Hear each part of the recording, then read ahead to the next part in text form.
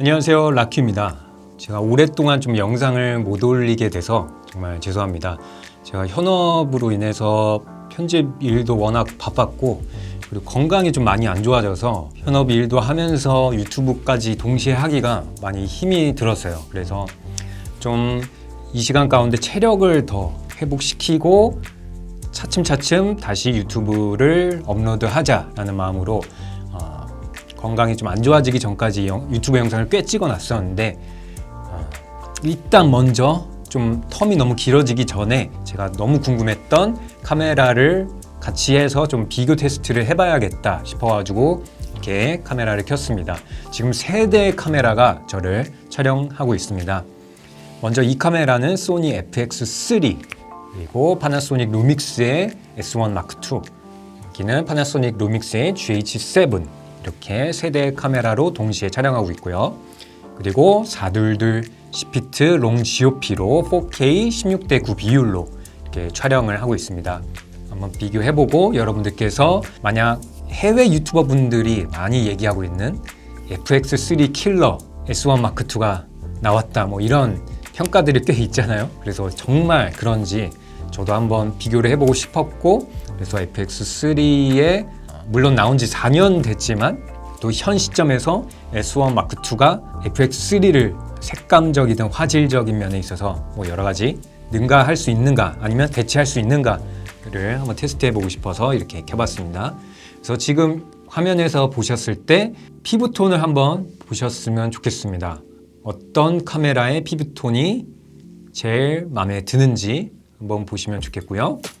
화질적인 면에 있어서도 누가 더 괜찮게 보이는가 판단해 보셨으면 좋겠습니다.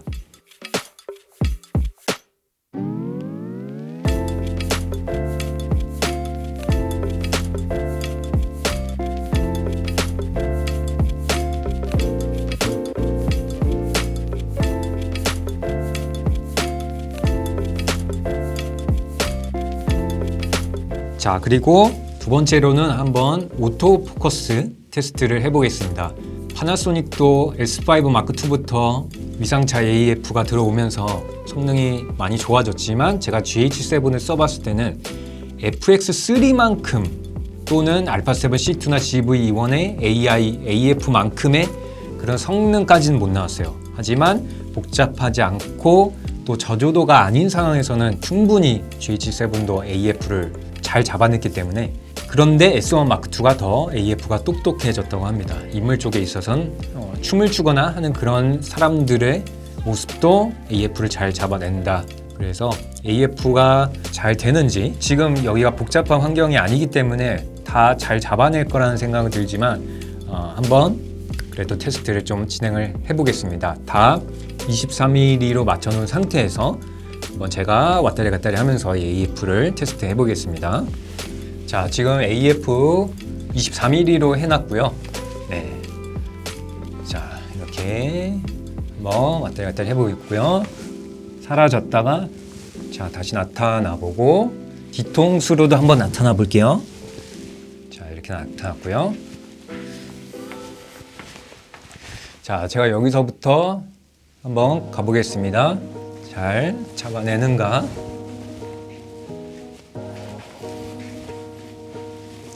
네,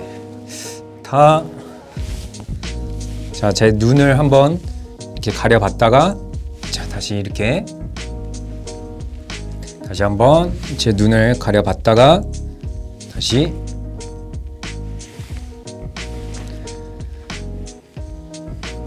자, 종이로도 한번 이렇게 가려봤다가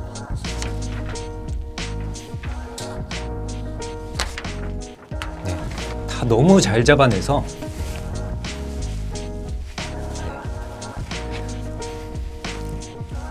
이제는 다 너무 잘 잡아냅니다.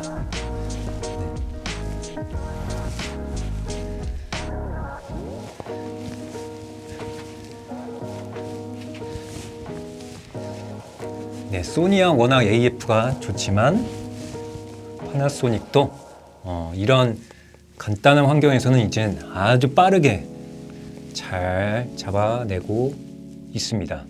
네, 자, 이렇게 EF 테스트를 한번 진행해 봤고요. S1 마크2는 하이브리드 줌이 됩니다. 하이브리드 줌을 제가 4K 16:9 비율에서 하이브리드 줌을 써봤을 때 지금 렌즈가 2460 f2.8 렌즈인데요. 93mm까지 확대가 됩니다. FX3 같은 경우는 선명한 이미지 줌으로 해서 4K에서는 1.5배를 확대를 할 수 있고요. 지금 한번 하이브리드 줌을 사용을 해볼게요. 선명한 이미지 줌을 FX3가 쓰면 이렇게 1.5배 되고요. 네, S1 마크2는 60mm부터 93mm까지 24mm에서 60 그리고 93mm까지 지금 2470 GM2 렌즈고요. 비슷하게 60mm에서 1.5배 당겼을 때 이 정도 크롭이 이 정도 더 확보를 할 수 있습니다. 선명한 이미지 줌을 끄면 이 정도, S1 마크2도 하이브리드 줌이 아니면 이 정도 되고요. GH7도 60mm 정도에서 크롭 줌으로 이 정도, 풀프레임으로 환산하면 78mm까지 60mm에서 78mm까지 당길 수 있습니다. 이렇게. 자, 그리고 파나소닉의 특징이 오픈 게이트 촬영이 되잖아요. FX3는 16:9 비율로 거의 찍게 되고 GH7은 4:3의 비율로 오픈 게이트 촬영할 수 있고 S1 마크2는 3:2 비율로 오픈 게이트를 이렇게 촬영을 할 수 있죠. 네, 오픈 게이트의 장점은 16:9든 9:16의 인스타그램 비율이든 자유자재로 해상도를 바꿔서 바로 쓸 수 있고요.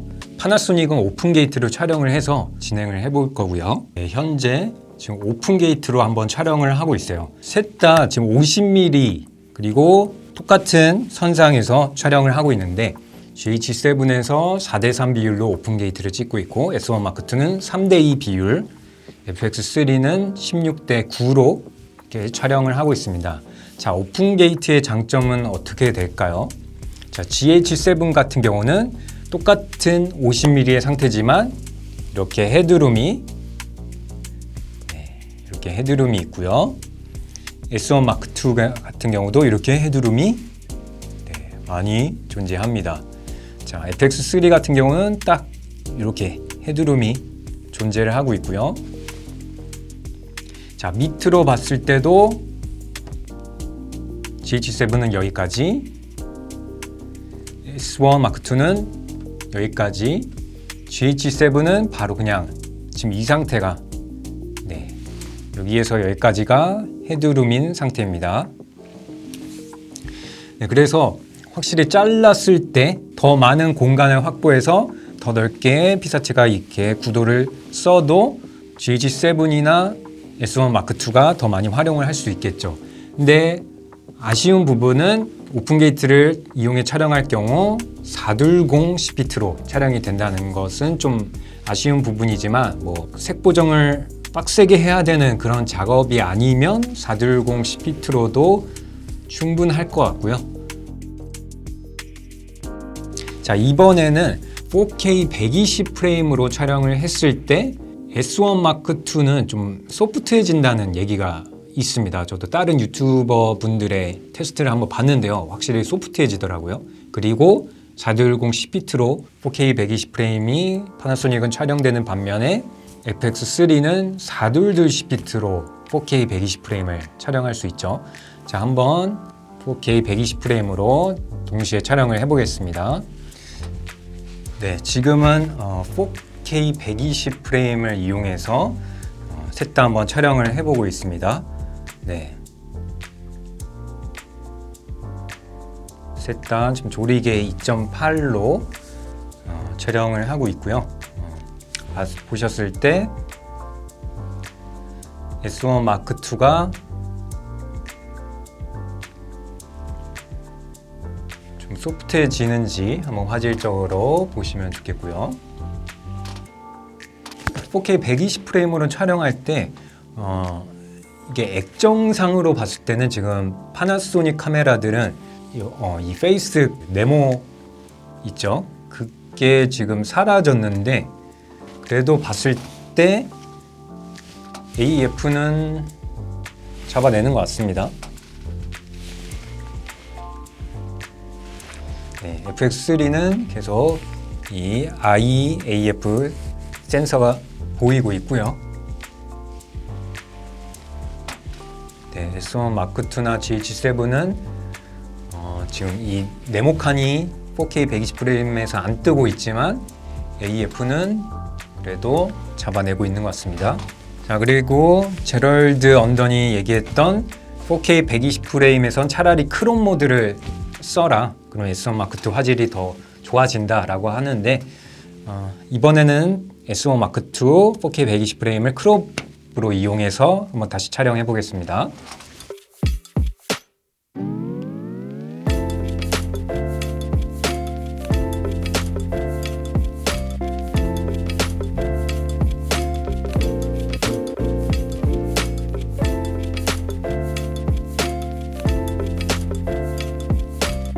ISO 640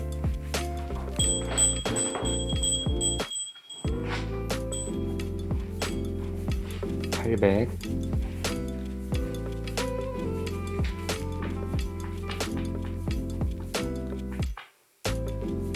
1000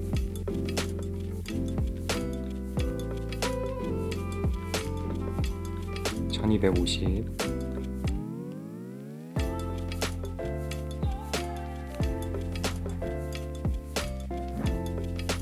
1600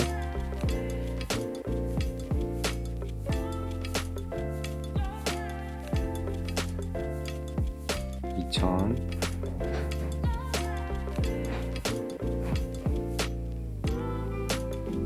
2500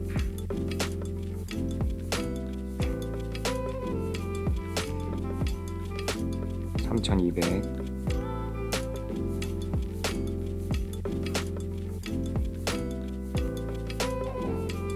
4000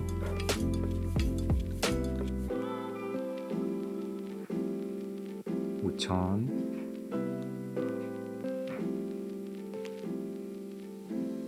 6400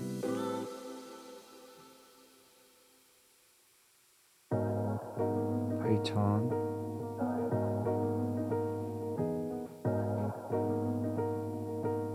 만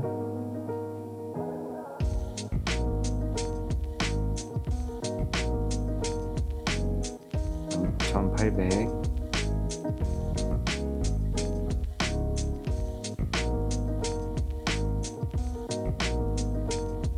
16,000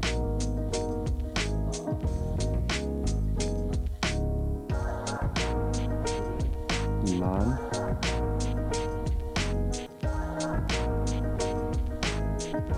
25,600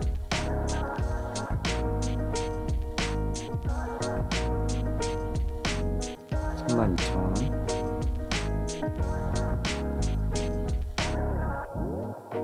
4만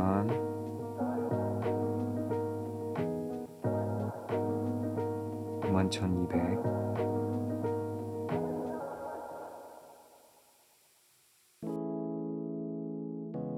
자, 그러면 한번 정리해 보겠습니다.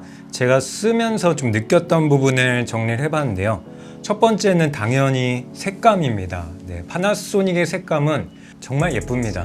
제가 실외 촬영까지는 여기에서 영상을 못 보여드렸지만 특히 초록색과 정말 색감을 은은하고 부드럽고 예쁘게 표현해주는 장점이 있습니다. FX3보다는 고정을 별로 건드리지 않았을 때 좀 더 예쁜 피부톤은 저는 확실히 S1 마크2가 더 끌렸고요. 그리고 오픈 게이트는 아까도 보여드렸지만 여러 가지의 비율을 넓게 바로바로 16:9, 9:16 사용할 수 있기 때문에 오픈 게이트의 장점은 정말 써본 분들은 압니다. 그리고 어찌됐든 FX3보다는 화소수가 더 많기 때문에 좀 더 선명하고 그리고 부드러운 느낌이 납니다. 이거는 제가 α7C2와 FX3 같은 것들을 비교해 봤을 때 느꼈던 거고요. 그리고 펄스 컬러, 펄스 컬러는 확실히 일반 야외에서나 햇빛이 비치는 그런 상황에서 제일 중요한 웨이브 폼으로도 확인할 수도 있고 펄스 컬러로 피부톤의 펄스 컬러를 통해서 좀 더 확실하고 정확한 노출값을 설정해 놓고 촬영할 수 있기 때문에 너무 훨씬 편했습니다. 그리고 이거는 정말 여러 번 말씀드리지만 이거는 뭐 말 안 해도 될 정도죠. 손떨방. 네, 손떨방은 더구나 이번에 S1 마크2에서 크롬리스로 어떤 디지털적인 화각 손실 없이 화각 그대로 우수한 손떨방과 함께 촬영할 수 있다는 것, 그거 정말 큰 장점이고, 완벽한 짐벌까지의 급은 아니더라도 거의 짐벌에 근접한 손떨방, 네, 정말 칭찬합니다. 그리고 리얼타임 럿이 정말 좋죠. 다양한 크리에이터 분들 또는 파나소닉에서 만든 그런 럿을 실시간으로 바로 집어넣어서 색보정, 후보정하기도 귀찮다라고 생각하시는 분들은 바로바로 럿을 집어넣어서 녹화를 할 수 있기 때문에, 물론 FX3도 가능합니다. 크리에이티브 룩도 있고, 하지만 훨씬 더 간편하고 다양하게 색을 넣어서 바로 녹화할 수 있는 게 S1 마크2의 리얼타임 럿이고요. 그리고 스위블 틸트입니다. 스위블 틸트는 저도 이번에 GH7은 스위블 틸트이지만 아래를 이렇게 들어 올려서 틸트도 썼다가 액정을 빼서 스위블로도 쓸 수 있는데, S1 마크2는 아예 완전 액정을 앞으로 뺀 다음에 거기서 뭐 틸트, 스위블 다 쓸 수 있기 때문에 너무 편리하고 좋은 것 같습니다. 그리고 이거는 저한테 정말 좀 역대급 좋은 점이었는데요. FX3로 치면은 선명한 이미지 줌이 있죠. 네, 최대한의 화질적인 손상이 적으면서 줌을 더 당길 수 있는 거. 네, 그게 파나소닉에서는 하이브리드 줌인데, FX3 같은 경우는 만약 2470이다 그러면 70까지 줌을 당기고, 그 다음에 위에 있는 레버로 거기에서 1.5배 선명한 줌을 넣게 됩니다. 하지만 S1 마크2는 2460 렌즈를 제가 꼈는데, 2460에서 렌즈 자체에서 끝까지 돌리면 93mm까지 자동으로 이렇게 연동이 됩니다. 그래서 줌을 건드렸다가 다시 레버를 건드려야 되고 이런 불편함 없이 바로 그냥 물리적인 줌을 이용해서 하이브리드 줌 24mm에서 93mm까지 사용할 수 있는 큰 장점이 있었고요. 그 다음은 꽤 괜찮은 저조도 방어입니다. 네, 이거는 뭐 알파7 C2와 비교할 때도 좀 느꼈던 부분이지만 차근차근 조금씩 노이즈가 생겨납니다. 근데 FX3 같은 경우는 뭐 4000, 5000까지는 어느 정도 괜찮다가 그 이상부터 12800 바로 전 그 만까지 노이즈가 상당히 심해요. 그래서 웬만해서는 12800으로 ISO를 두고 그 다음에 ND 필터를 지금 이것처럼 ND 필터를 껴서 사용을 하게 되는데, S1 마크2 같은 경우는 차근차근 노이즈가 조금씩 쌓여갑니다. 그래서 12800에선 물론 FX3가 노이즈 방어가 더 잘 되더라고요. 하지만 S1 마크2는 노이즈 리덕션을 좀 걸어주면 그래도 꽤 선명해서 사용하기 괜찮겠다 라는 생각이 많이 들었습니다. 그래서 여러 가지 종합적인 면에서 정말 훌륭한 카메라라는 것을 좀 느끼게 됐고요. 아쉬운 점에 대해서 한번 얘기해 볼게요. 아쉬운 점은 슬로우 앤 퀵이 있죠. SNQ 고속 프레임으로 녹화한 다음에 바로 카메라 안에서 슬로우된 장면을 확인할 수 있는 녹화죠. 네, 그게 FX3에서는 4K 120프레임도 24프레임으로 SNQ를 해서 422 10비트로 녹화를 할 수 있습니다. 그런데 S1 마크2는 확인해 보니까, 제가 이게 100% 정확한 건지 모르겠는데 제가 뭐 매뉴얼도 보고 카메라 안에 메뉴를 확인해 봤는데 4K 24프레임 10비트 상태에서 최대 60프레임까지 슬로우 퀵을 SNQ를 걸 수 있더라고요. 그게 좀 아쉬웠고요. 120프레임을 쓰려면 CS4K 해상도에서 2.4대 1의 가로로 길쭉한 비율에서 120프레임 SNQ를 쓸 수 있지만, 만약에 딱 메인으로 상업적으로도 사용을 해야 되는데 FX3를 안 쓰고 딱 S1 마크2만 쓴다 그러면은 슬로우 킥을 많이 쓰시는 분들한테는 넘어가기가 고민이 상당히 많이 될 것 같아요. 그리고 제럴드 언던님께서 말씀하셨던 그 4K 120프레임 420 10피트에서 촬영을 해서 제가 원본을 직접 확인을 해봤을 때 확실히 약간 좀 소프트해지는 감이 있더라고요. 그리고 그것을 APS-C 모드로 이용해서 촬영을 했을 때는 확실히 화질이 좀 더 살아나고, 하지만 1.5배 크롭이 돼버리는 거, 그 부분이 좀 아쉽긴 했습니다. 이것도 왠지 S1H Mark2에서 잘 되지 않을까라는 생각을 해보고요.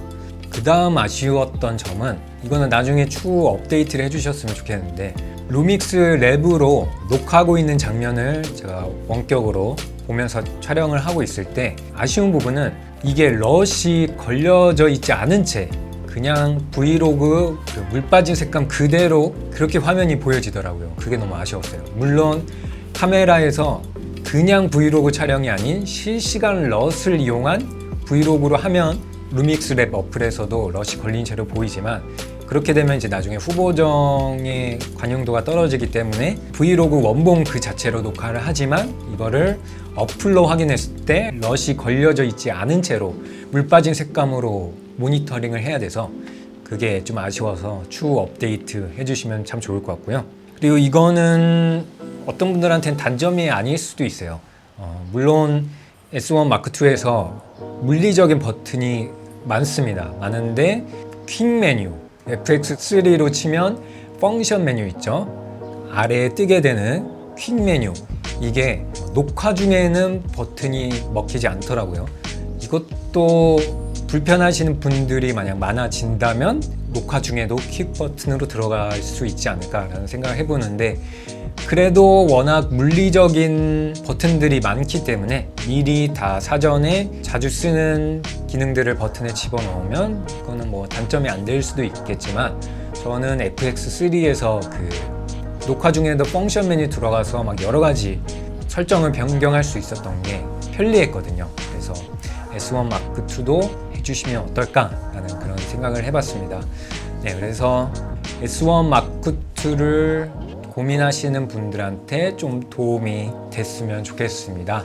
이렇게 세 가지 카메라를 간단하게 실내 촬영으로 테스트해 봤고요. 여러분들에게 유용하셨다면 구독과 좋아요, 댓글, 알림 설정까지 부탁드리겠습니다. 지금까지 락큐였습니다. 감사합니다.